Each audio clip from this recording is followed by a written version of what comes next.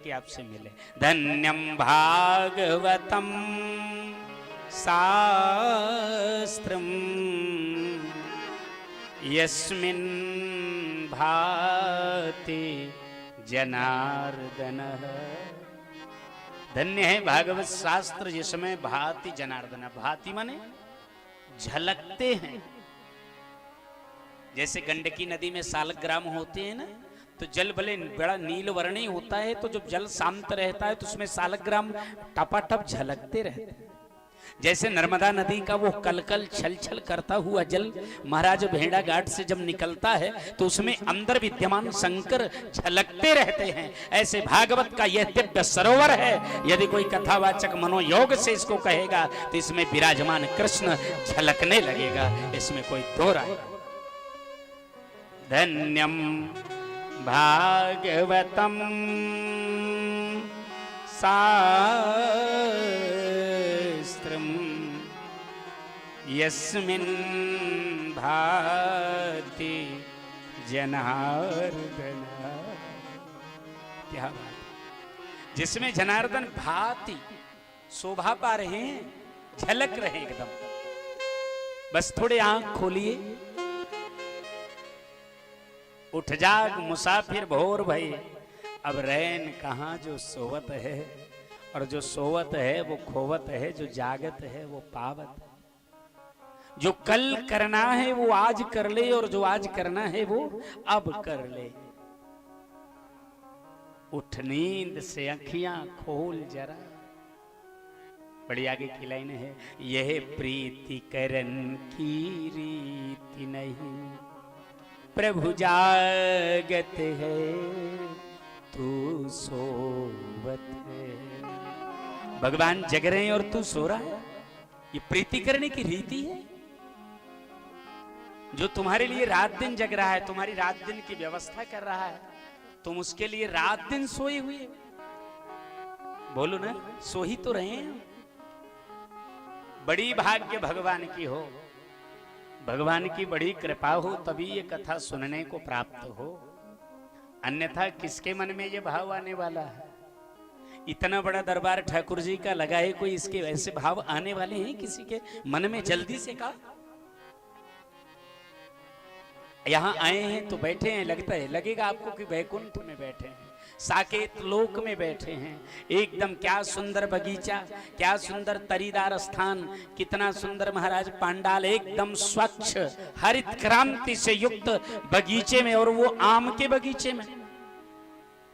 राघवेंद्र सरकार जब जनकपुर पहुंचे थे हो मास्टर साहब, तो वहां संत वही अमराही अमहाई में बैठाए गए थे। संत सभा चहु दिशि अमराई, चारों तरफ आम की बगिया, और बीच में महाराज जो भी अच्छे कर्म किए जाएं उनको आम के नीचे करने का बड़ा महत्व है। आम का वृक्ष महाराज शुभ वृक्ष है, पंच वृक्षों में से है, देव वृक्ष है, रसाल है, और ऐसे रसाल के नीचे महाराज सुंदर आम की कथा, सुंदर रस की कथा, सुंदर सहज वैरागी वीतराग सुखदेव भगवान की वाणी से प्रलवित होने वाले महाराज पहने वाले सुंदर कथामृत की चर्चा रसामृत के वृक्ष के नीचे। क्या बात है, भगवान की अतिशय कृपा। ऐसे स्थान की बड़ी सराहना है भागवत जी में। अपने घर के उत्तर हो, अपने घर के उत्तर हो, और सुंदर महाराज यजमान उत्तराभिमुख बैठे हुए हों, और वो भी उत्तराभिमुख कम ईशान कोण में ज्यादा, और ईशानः सर्व विद्यानाम ईश्वरः सर्वभूतानाम ब्रह्माधिपतिर ब्रह्मणो अधिपतिर ब्रह्मा अस्तु में सदा शिवोम। सदा शिव माने सम कल्याणम अकरोति शंकरः, सदा कल्याण करते हैं शंकर उनका जो ईशान कोण में मुख करके भगवान की आराधना करते हैं। ऐसी दिव्य झांकी, और बिल्कुल यहां से वहां तक कितने सुंदर विराजमान हैं। ऐसे लगता है जैसे साक्षात श्रेयःपति की कृपा विद्यमान है, साक्षात ठाकुर जी की कृपा इस मंडप में, इस पांडाल में विद्यमान है। आगे बढ़ेंगे। भागवत की गरुता में एक श्लोक का निवेदन किया है।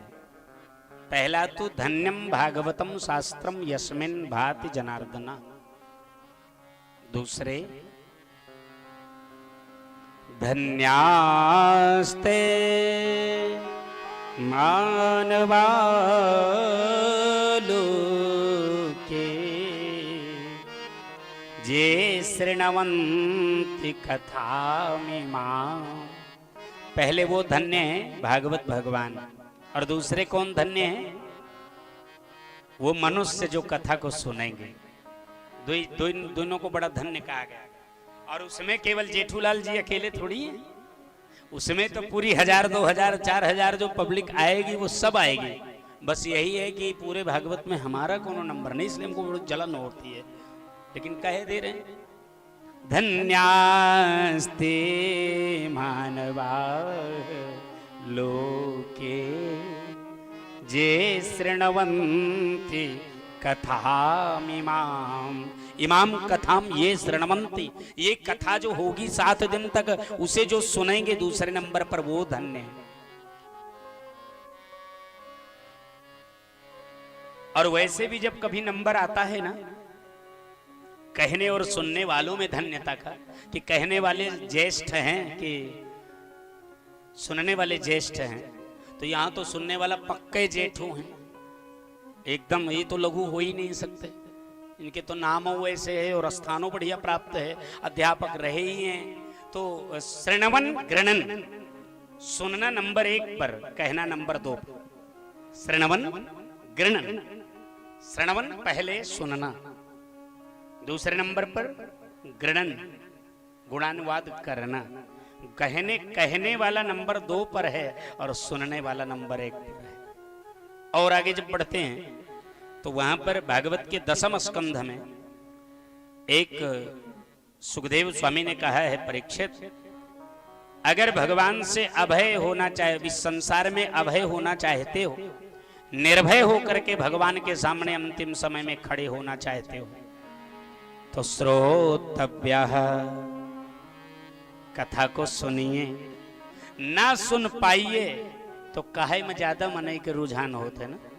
आजकल घनघोर कलयुग में कथा काहे वाली भावना ज्यादा है। जे चले न पावे वहु उपदेश करना चाहता है, सुनने कोनो नहीं चाहता। इसलिए श्रोतव्यः, पहले तो सुनिए, अगर नहीं सुन सकते तो कीर्तितव्यः, कहिए। नहीं सुन सकते तो कहिए, माने सुनने का काम फर्स्ट, प्रथम है, प्रथम अवस्था है। अस्मर्तव्यः, अगर सुनने नहीं जाते, कहना नहीं चाहते, तो जहां कभी कुछ सुने हो उसको अस्मरण करा करिए। श्रोतव्यः कीर्तितव्यश्च स्मर्तव्यश्चेक्षता भयम्।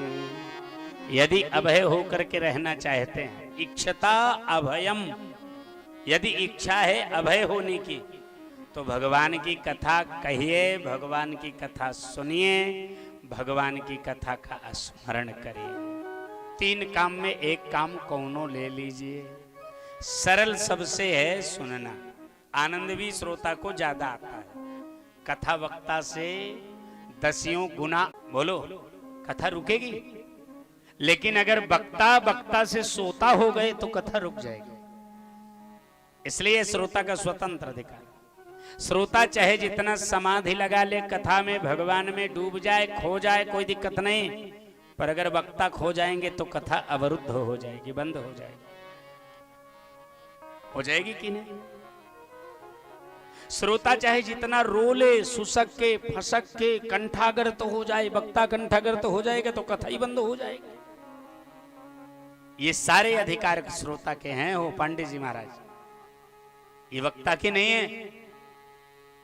वक्ता को तो एकदम चैतन्य रहना कि कहीं समाधि ना लग जाए, नहीं कथा बंद हो जाए। और श्रोता तो चाहे जितना समाधि लगावे, चाहे जितना, श्रोता व्यास भगवान को चाहे जितना देखे, एक ही जगह उसको देखना है।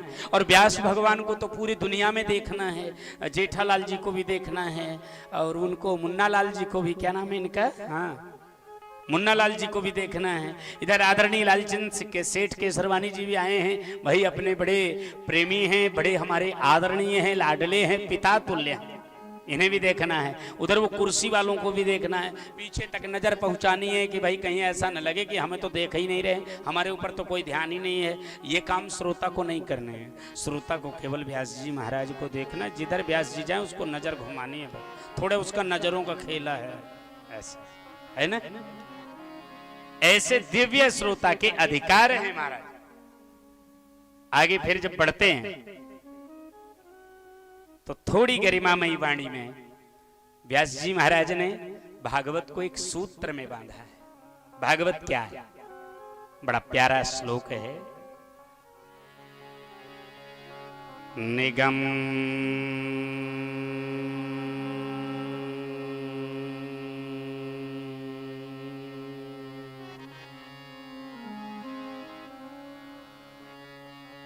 निगम कल्पितरो गलितं फलम् सुखमुखादमृत द्रव संयुतम्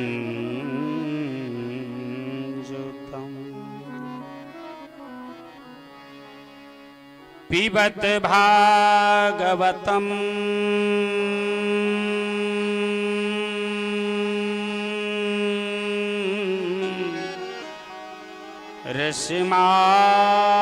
रसमालयम् मुहुर्मुहुः रसिका भुवि भावुका। एक एक शब्द बिल्कुल पी जाने वाला है भागवत। निगम कल्पतरोर गलितम फलम। निगम वेद, नितराम गमयति बोधयति सा निगमो वेदाः। नितराम सनातन रूप से जो भगवान से बिछुड़े हुए लोग हैं, उनको भगवान की ओर जाने की जो आज्ञा देता है, भगवान की ओर जाने का जो बोध कराता है, उसे वेद कहते हैं। वेद वेद अद्वैत का समर्थक है। वेद क्या है? अद्वैत का समर्थक है। वेद का सूत्र है सर्वम ब्रह्ममयम जगत। सर्वम, बिल्कुल ध्यान से, इधर उधर नहीं।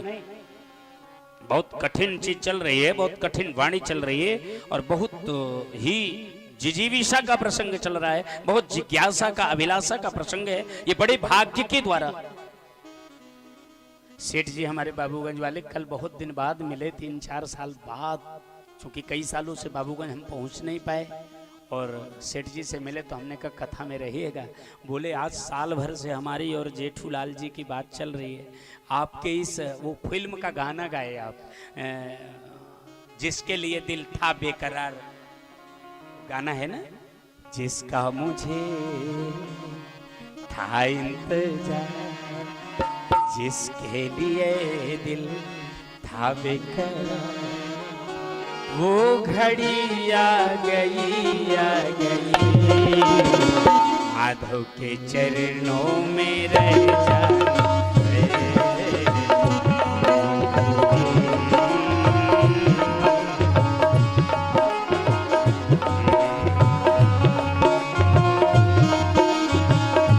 बाद जब मिले तो हमने कहा आना है नित्य। अच्छा, वो आपके वो मंदिर पर, जब कुआं के पास पहले वाले मंदिर पर जब गांव में पूजा की है, बड़ी संकरी जगह थी, तो बोले वो घड़ी आ गई है।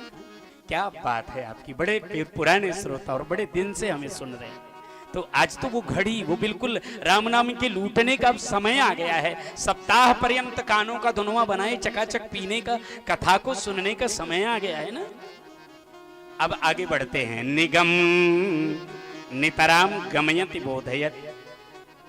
सनातन रूप से जो भगवान से बिछुड़े हुए प्राणी हैं, उन्हें भगवान की ओर ले जाने का जो बोध कराए, भगवान की ओर पहुंचाने का जो बोध कराए, जो बताए कि भगवान इधर मिलेंगे, इधर आइए। अनमोल तेरा जीवन यूं ही गंवा रहा है,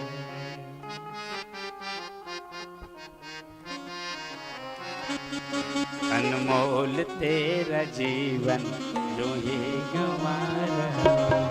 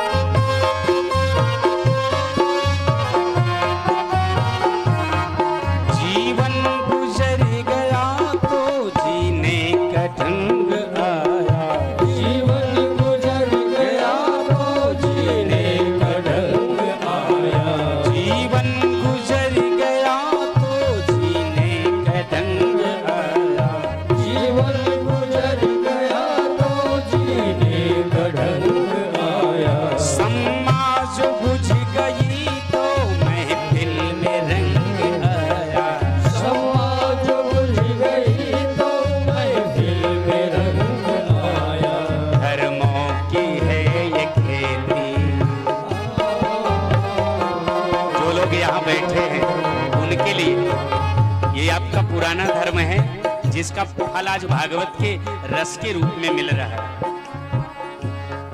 धर्मों की है ये खेती फल आज पा रहा है, धर्मों की है ये खेती फल आज पा रहा है।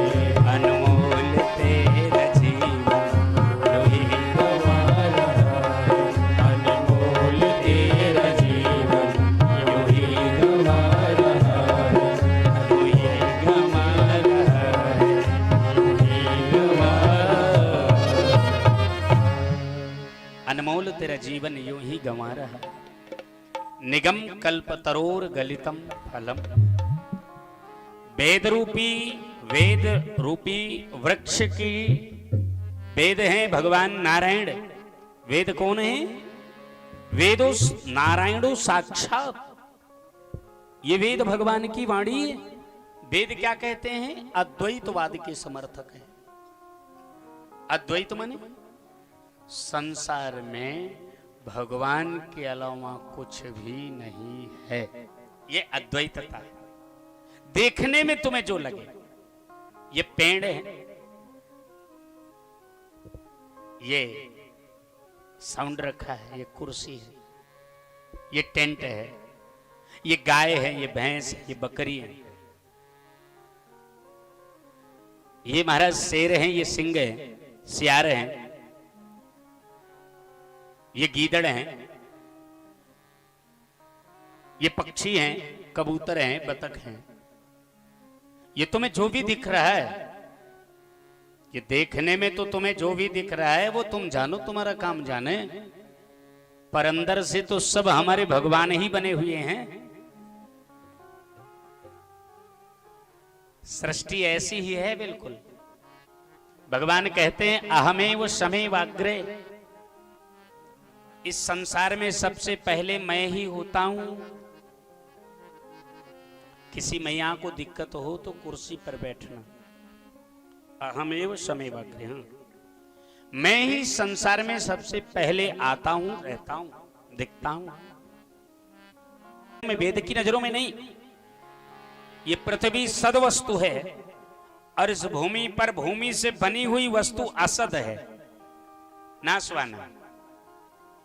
तो भगवान कहते हैं मेरे पहले न इस संसार में कुछ सद वस्तु रही है न असद वस्तु रही है, मैं ही सब कुछ बना हूं। पश्चात हम यदेतच्च, मेरे आने के बाद यदेतच्च, यद माने जो, एतंच जो कुछ ये तुम्हें दिखाई पड़ रहा है सब मैं ही हूं। और जब अंतिम में प्रलय आ जाती है तो जो अवशिष्ट बचता है, शेष बचता है, वो फिर मैं ही बचता हूं।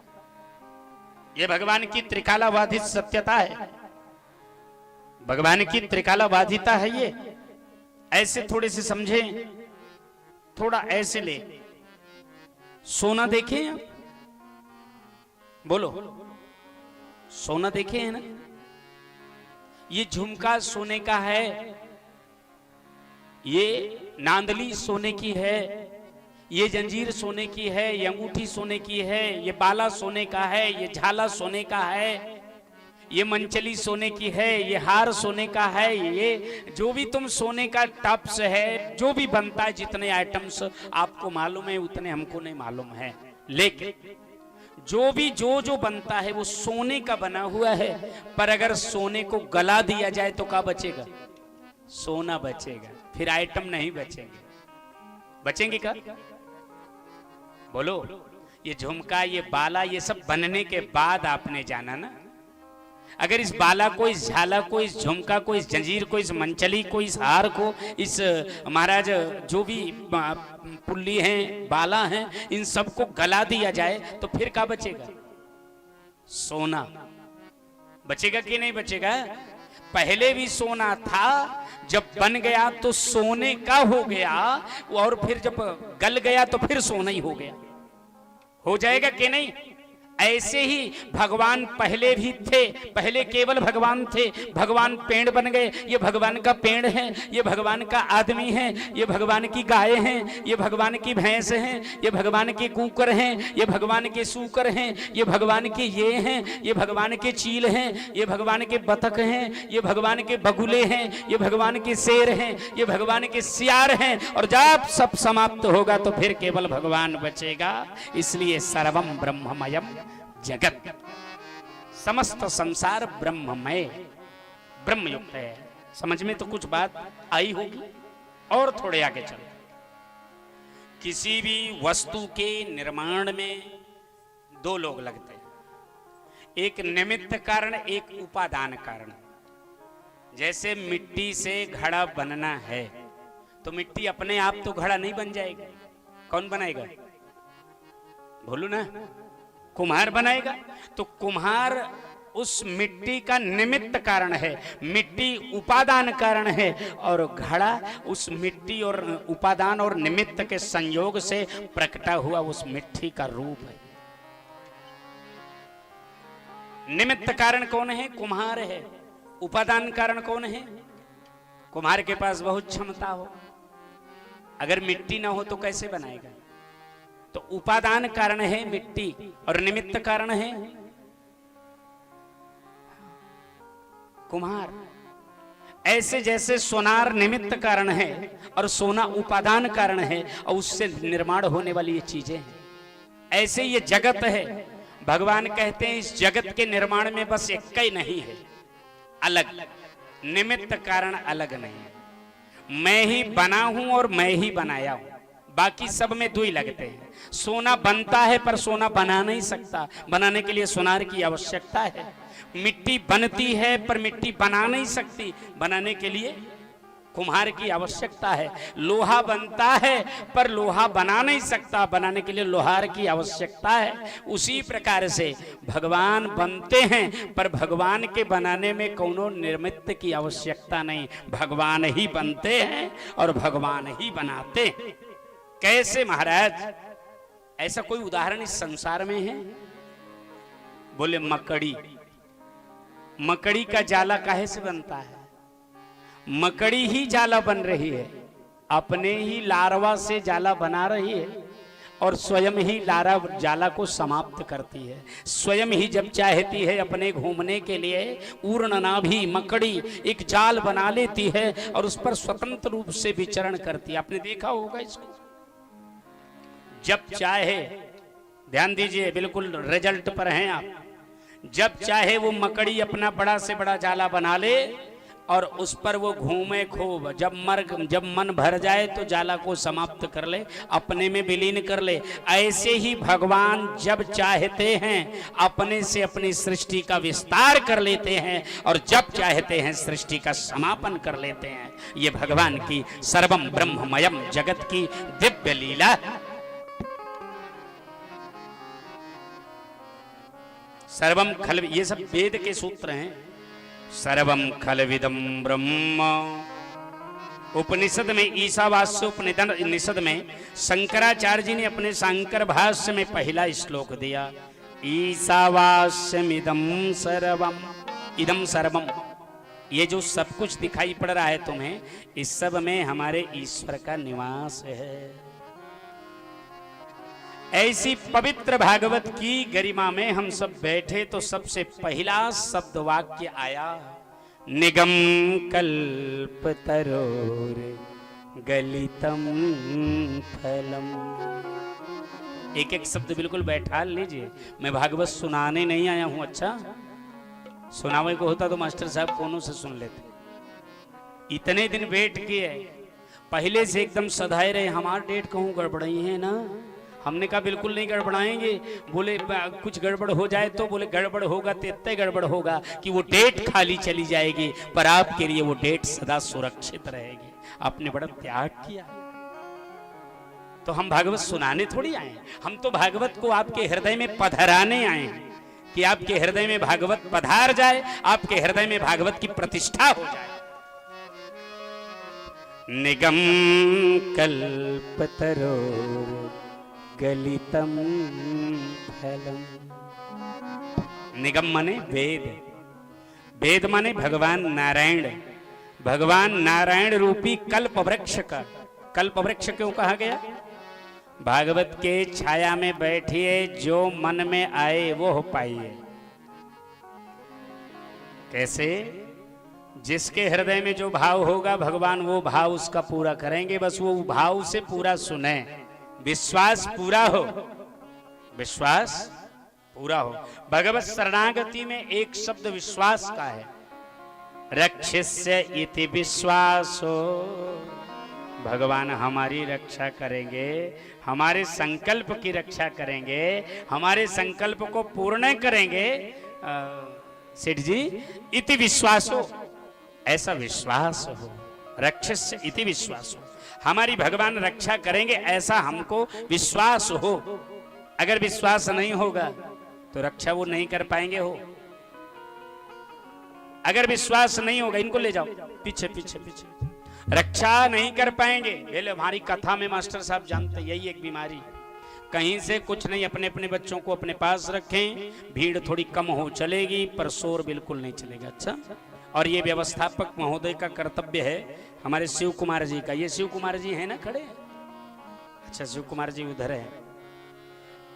तो महाराज सारे व्यवस्थापकों का ये धर्म है कि अपने आसपास घूमते रहें, आगे से पीछे तक सबका अभिवादन भी करते रहें और सबको बैठालते भी रहें, और कहीं कोई व्यवस्था अव्यवस्थित न होने पावे, इसका ध्यान जरूर रखें।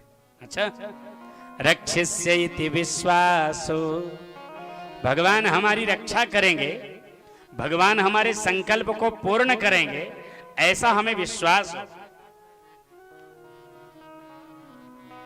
वेद रूपी नारायण रूपी कल्पवृक्ष का बिल्कुल गला हुआ फल है।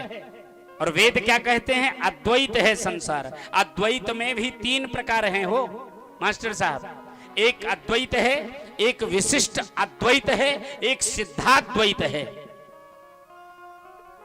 सिद्ध अद्वैत एक अद्वैत है जो सुन रहा है कि हाँ संसार में हर जगह है, पर जैसे ही मंच से बाहर होगा लड़ाई करने लगेगा, ये हमारा घर है, तुम यहाँ कैसे आए। एक विशिष्ट अद्वैत है जो कुछ कुछ जगह पर गुरु में, शास्त्र में और कुछ पीपल आदि में भगवान को मानता है। और एक है सिद्धाद्वैत जो सब में भगवान को ही मानता है। ये उसकी क्षमता पर निर्भर करता है। धीरे धीरे जब वो प्रयास करेगा तो सबसे बैर समाप्त होगा। वेद रूपी नारायण रूपी कल्पवृक्ष का कल्पतरुश्च निगम कल्पतरोर, कल्पतरु कल्पवृक्ष सुरद्रुह देव वृक्ष, क्या जो मन में चाहिए। बड़ी बड़ी प्यारी चौपाई इसके सिद्धांत के निरूपण के लिए श्री तुलसीदास जी महाराज ने लिखा है। क्या लिखा है? जाकी रही भावना जैसी, जाकी रही भावना जैसी, जाकी रही भावना जैसी,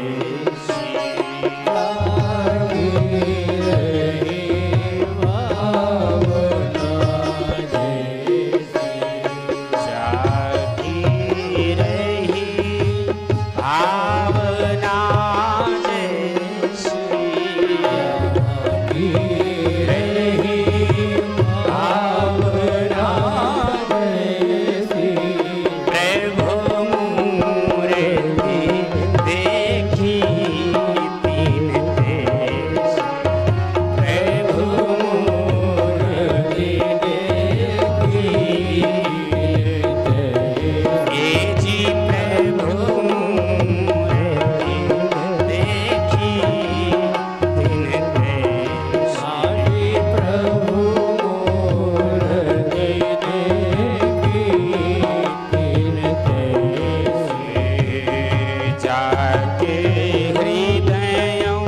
भगति जैसे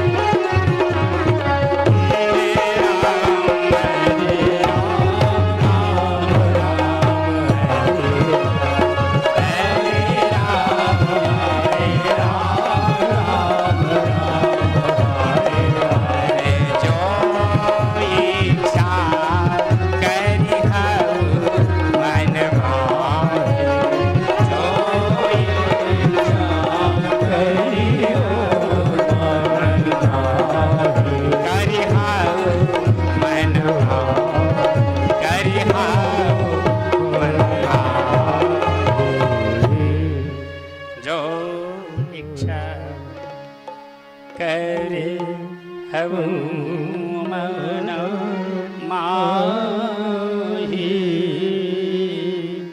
हरि प्रताप कैछु दुर्लभ नाय। भगवान का ऐसा प्रताप है मास्टर साहब कि कछु दुर्लभ नहीं होगा इसके तरु छाया में, भागवत की छाया में बैठ के जो जीवन जी बिताना चाहे उसके लिए कुछ दुर्लभ